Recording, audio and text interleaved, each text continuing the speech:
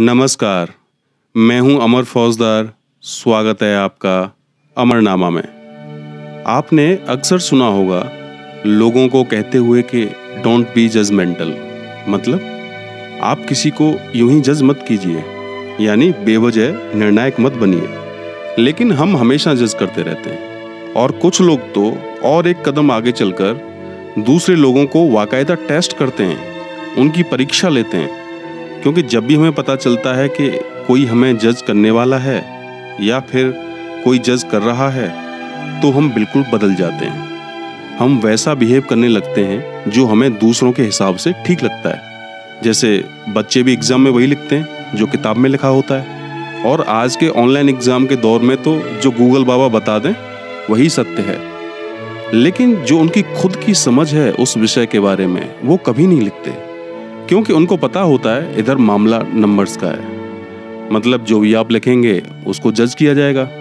और लगभग बिल्कुल ऐसी ही हालत है हर जगह, चाहे वो फिर ऑफिस हो, स्कूल हो या घर हो। और इसी विषय को आधार बनाकर एक कहानी लिखी मुंशी प्रेमचंद ने, परीक्षा।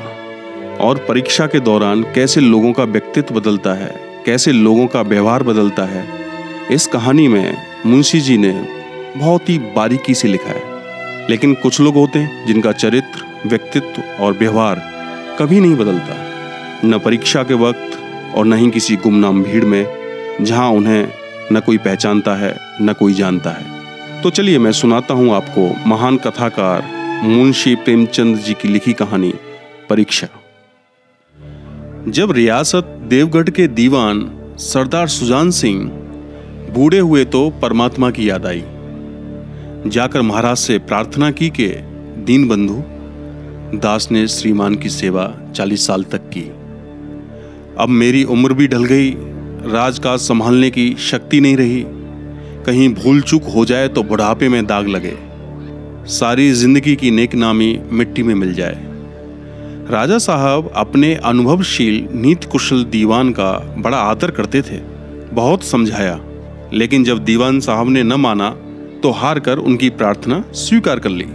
पर शर्त यह लगा दी कि रियासत के लिए नया दीवान आप ही को खोजना पड़ेगा।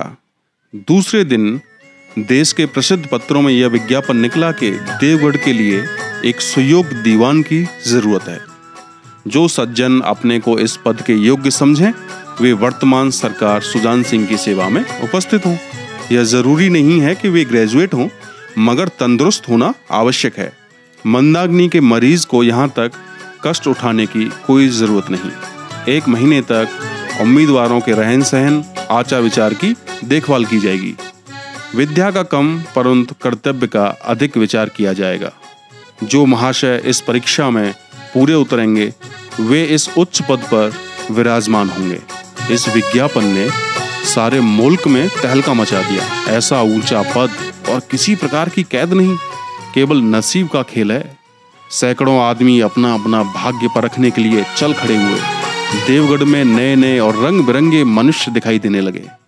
प्रत्येक रेलगाड़ी से उम्मीदवारों का एक मेला सा उतरता। कोई पंजाब से चला आता था, कोई मद्रास से, कोई नई फैशन का प्रेमी, कोई पुरानी सादगी पर मिटा हुआ। पंडित और मौलवियों को भी अपने अपने भाग्य की परीक्षा करने का अवसर मिला। बेचारे सर्टिफिकेट और डिग्री के नाम पर रोया करते थे, यहाँ उसकी कोई ज़रूरत न थी। लेकिन सबसे विशेष संख्या ग्रेजुएटों की थी, क्योंकि डिग्री और सर्टिफिकेट की कैद न होने पर भी डिग्री से पर्दा तो ढका रहता है। सरदार सुजान सिंह ने इन महान भावों के आदर सत्कार का बड़ा अच्छा प्रबंध कर दिया था। लोग अपने अपने कमरों में बैठे हुए रोजेदार मुसलमानों की तरह महीने के दिन गिना करते थे। हर एक मनुष्य अपने जीवन को अपनी बुद्धि के अनुसार अच्छे रूप में दिखाने की कोशिश करता था। मिस्टर अ दिन के 9 बजे तक सोया करते थे। आजकल वे बगीचे में टहलते हुए धूप का दर्शन करते थे। मिस्टर ब को हुक्का पीने की लत थी, लेकिन आजकल बहुत रात गए किवाड़ बंद करके अंधेरे में श्रृंगार पीते थे। मिस्टर द, स और ज से उनके घरों पर नौकरों की नाक में दम था, लेकिन ये सज्जन आजकल आप और जनाब के बगैर नौकरों से बातचीत नहीं करते थे।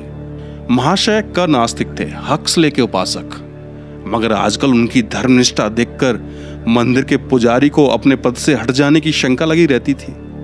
मिस्टर ल को किताब से घृणा थी, परंतु आजकल वे बड़े बड़े ग्रंथ देखने पढ़ने में डूबे रहते थे। जिससे बात कीजिए वह नम्रता और सदाचार का देवता बना मालूम होता था। शर्मा जी रात से ही वेद मंत्रा पढ़ने में लगते थे और मौलवी साहब को नमाज और कुरान शरीफ पढ़ने के सिवा और कोई काम न था। लोग समझते थे कि 1 महीने का झंझट है, किसी तरह काट लें, कहीं कार्य सिद्ध हो गया तो कौन पूछता है। लेकिन मनुष्यों का वह बूढ़ा जौहरी आड़ में बैठा हुआ देख रहा था कि इन बगलों में हंस कहाँ छिपा हुआ है। एक दिन नए फैशन वालों को सूझी कि आपस में हॉकी का खेल हो जाए। यह प्रस्ताव हॉकी के मजे हुए खिलाड़ियों ने पेश किया। यह भी तो आखिर एक विद्या है, इसे क्यों छिपा रखें। संभव है कुछ हाथों की कलाकारी ही काम कर जाए। चलिए तय हो गया। फील्ड बन गई, खेल शुरू हुआ और गेंद किसी दफ्तर के ट्रेनी की तरह ठोकर खाने लगी। रियासत देवगढ़ में यह खेल बिल्कुल निराली बात थी। पढ़े लिखे भले मानुस लोग शतरंज और ताश जैसे गंभीर खेल खेलते थे। दौड़ कूद के खेल बच्चों के खेल समझे जाते थे। खेल बड़े उत्साह से जारी था। धावे के लोग जब गेंद को लेकर तेजी से उड़ते तो ऐसा जान पड़ता था कि कोई लहर बढ़ती चली आती है, लेकिन दूसरी ओर के खिलाड़ी इस बढ़ती हुई लहर को इस तरह रोक लेते थे कि मानो लोहे की दीवार है। शाम तक यही धूमधाम रही। लोग पसीने से तर हो गए, खून की गर्मी आंख और चेहरे से झलक रही थी। हांफते हांफते बेदम हो गए, लेकिन हार जीत का निर्णय न हो सका। अब अंधेरा हो गया था। इस मैदान से जरा दूर हटकर एक नाला था। उस पर कोई पुल न था। राहगीरों को नाले में से चलकर आना पड़ता था। खेल अभी बंद ही हुआ था और खिलाड़ी लोग बैठे सुस्ता रहे थे कि एक किसान अनाज से भरी हुई गाड़ी लिए उस नाले में आया। लेकिन कुछ तो नाले में कीचड़ था और कुछ उसकी चढ़ाई इतनी ऊंची थी कि गाड़ी ऊपर न चढ़ सकती थी। वह कभी बैलों को ललकारता, कभी पहियों को हाथ से ढकेलता, लेकिन बोझ अधिक था और बैल कमजोर। गाड़ी ऊपर को न चढ़ती, और चढ़ती भी तो कुछ दूर चढ़कर फिर खिसक कर नीचे पहुंच जाती। किसान बार बार जोर लगाता और बार बार झुंझलाकर बैलों को मारता, लेकिन गाड़ी उभरने का नाम न लेती। बेचारा इधर उधर निराश होकर ताकता, मगर वहां कोई सहायक नजर न आता। गाड़ी को अकेले छोड़कर कहीं जा भी नहीं सकता। बड़ी आपत्ति में फंसा हुआ था। इसी बीच में खिलाड़ी हाथों में डंडे लिए घूमते घामते उधर से निकले। किसान ने उनकी तरफ सहमी हुई आंखों से देखा, परंतु किसी से मदद मांगने का साहस न हुआ। खिलाड़ियों ने भी उसको देखा, मगर बंद आंखों से, जिनमें सहानुभूति न थी। उनमें स्वार्थ था, अहंकार था, मगर उदारता और प्रेम का नाम भी न था। लेकिन उसी समूह में एक ऐसा मनुष्य था जिसके हृदय में दया थी और साहस था। आज हॉकी खेलते हुए उसके पैरों में चोट लग गई थी। लंगड़ाता हुआ धीरे धीरे चला आता था। अचानक उसकी निगाह गाड़ी पर पड़ी। ठिठक गया। उसे किसान की सूरत देखते ही सब कुछ मालूम हो गया। डंडा एक किनारे रख दिया, कोट उतार डाला और किसान के पास जाकर बोला, मैं तुम्हारी गाड़ी निकाल दूं? किसान ने देखा एक गठे हुए बदन का लंबा आदमी सामने खड़ा है। झुककर बोला, हुजूर, मैं आपसे कैसे कहूं? युवक ने कहा, मालूम होता है तुम यहाँ बड़ी देर से फंसे हो। अच्छा, तुम गाड़ी पर जाकर बैलों को साधो, मैं पहियों को ढकेलता हूं, अभी गाड़ी ऊपर चढ़ जाती है। किसान गाड़ी पर जा बैठा। युवक ने पहिए को जोर लगाकर उकसाया। कीचड़ बहुत ज्यादा था, वह घुटने तक जमीन में गड़ गया, लेकिन हिम्मत न हारी। उसने फिर जोर किया। उधर किसान ने बैलों को ललकारा। बैलों को सहारा मिला, हिम्मत बंध गई। उन्होंने कंधे झुकाकर एक बार जोर किया तो गाड़ी नाले के ऊपर थी।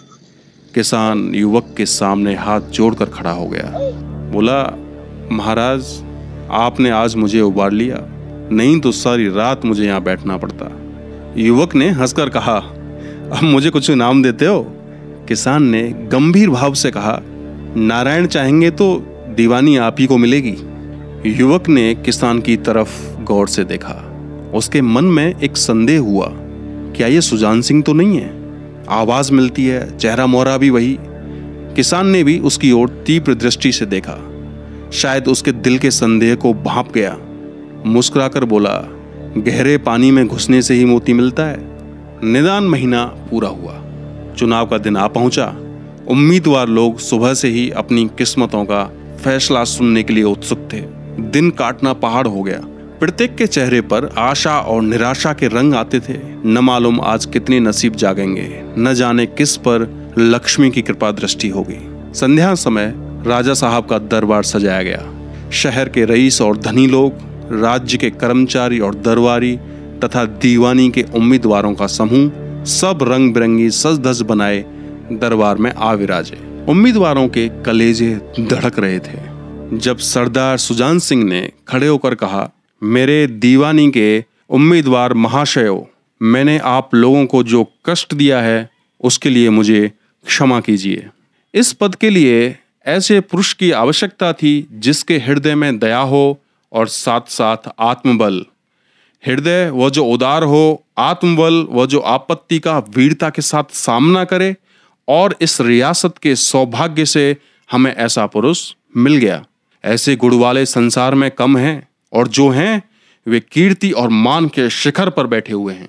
उन तक हमारी पहुंच नहीं। मैं रियासत के पंडित जानकीनाथ को दीवान होने पर बधाई देता हूं। रियासत के कर्मचारियों और रईसों ने जानकीनाथ की तरफ देखा। उम्मीदवार दल की आंखें उधर उठी, मगर उन आंखों में सत्कार था, इन आंखों में ईर्ष्या। सरदार साहब ने फिर फरमाया, आप लोगों को यह स्वीकार करने में कोई आपत्ति न होगी कि जो पुरुष स्वयं जख्मी होकर भी एक गरीब किसान की भरी हुई गाड़ी को दलदल से निकालकर नाले को ऊपर चढ़ा दे, उसके हृदय में साहस, आत्मबल और उदारता का वास है। ऐसा आदमी गरीबों को कभी न सताएगा। उसका संकल्प दृढ़ है जो उसके मन को स्थिर रखेगा। वह चाहे धोखा खा जाए, परंतु दया और धर्म से कभी न हटेगा। शुक्रिया।